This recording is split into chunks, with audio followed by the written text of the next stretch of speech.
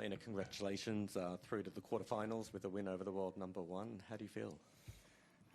Very happy with my performance today. It was really tough battle. I was preparing and yeah, happy in the end that it turned out my way. Okay, go to questions in English. Elena, congratulations.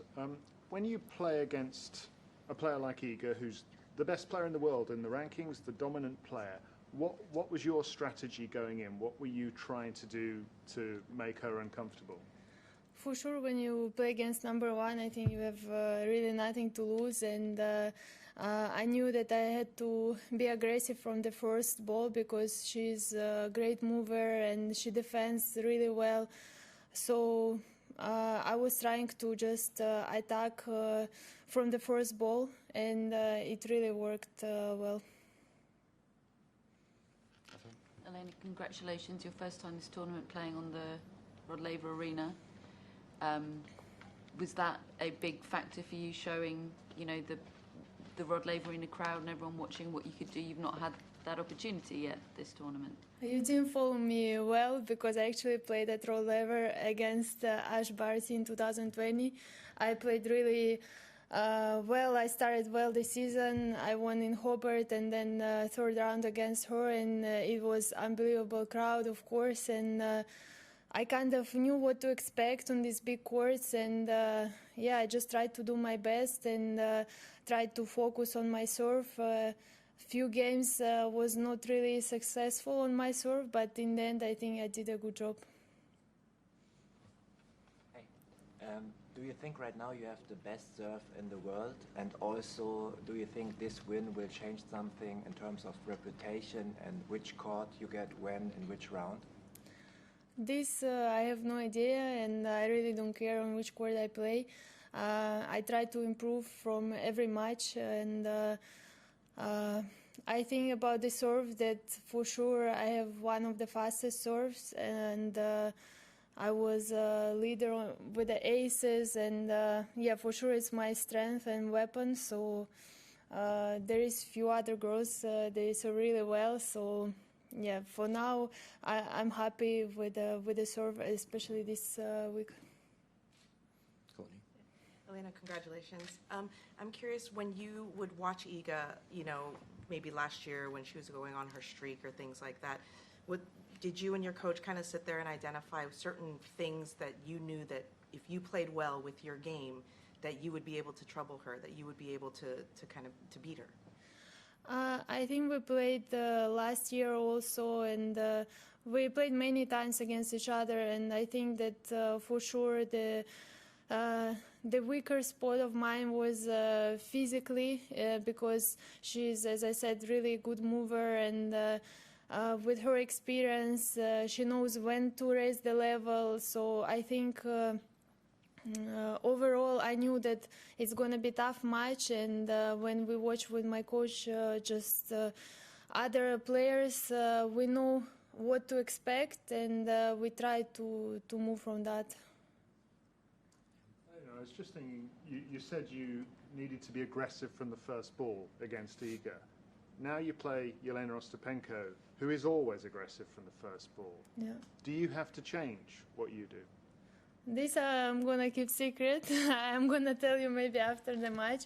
But, well, she hits really hard and she plays aggressive like me. So for sure I need to be really focused on my serve, because today on one side I was struggling a bit, and it's not easy if my weapon is not going. But no matter what, I think it's going to be a tough battle like the previous matches, and we see how it's going to go. Okay, Matt. How are you a different player than you were a year ago? For sure, I get experience throughout the year, and especially after Wimbledon. I think that I got a lot of experience, and even now I did great preparation with the team. I lost in Adelaide. I was, of course, a bit upset because I thought that I'm actually playing well, feeling good, but still it doesn't mean if you do good preparation that you're gonna win everything. So I knew that if I'm keep on going, and we analyzed the last 2 weeks, and in the end, I knew that it's going to come a moment when I'm going to feel good on the court and I start winning. Courtney? You mentioned the experience of having, obviously, Wimbledon under your belt. So what is the experience that you apply to the second week now that you take from, that title run there?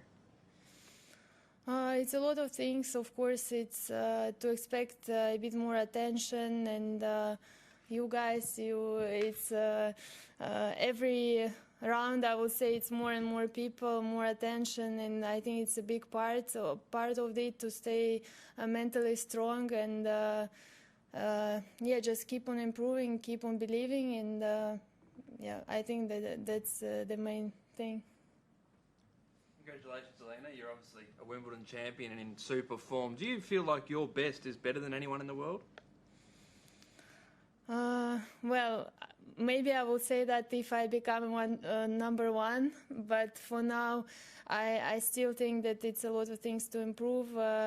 Many great players, and it's every opening is really tough, and for sure it's for me. I think it's still many things to improve, and if I perform like I did this week, and it's going to be consistently, for sure, I would say that I can be number one, I can beat anyone, but for now I need to find my consistency also. Howard? Because of the unusual circumstances last year at Wimbledon, your ranking right now doesn't reflect how good a player you are and how good your results have been. How much, if at all, does that bother you? That there's that number next to your name instead of maybe a much higher number? It doesn't bother me because it's been already 6 months after Wimbledon, and the year just started. It's long. It's a lot of tournaments in front, and for me, important. The goal is, of course, to improve, but also to stay healthy because it's not easy to perform every week and feel fresh and don't be injured. So I think that's the most important thing. Similar to Howard's question, is it motivation because you didn't get points back then to win a big tournament like this, so you can get points? Is that something you use to drive yourself? For sure, it's a motivation, but as I said before, that every tournament I come, I want to win, and no matter points, not points, I love to compete, and no matter where I play. So for now, I would say that I don't really look at these things. Any more questions in English? No? Too many, last one. Yeah. Just curious, what you played Iga many years ago in Milan. Just curious what you remember about that and her.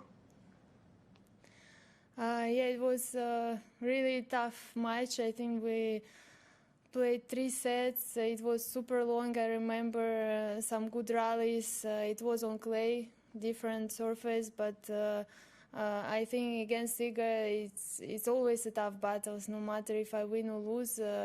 I think our style of the games is just naturally we kind of like having these tough battles, and for sure, since she's number one, I think everybody wants to beat her, and I guess it's also not easy for her to be number one because everybody is aiming and really want to beat her.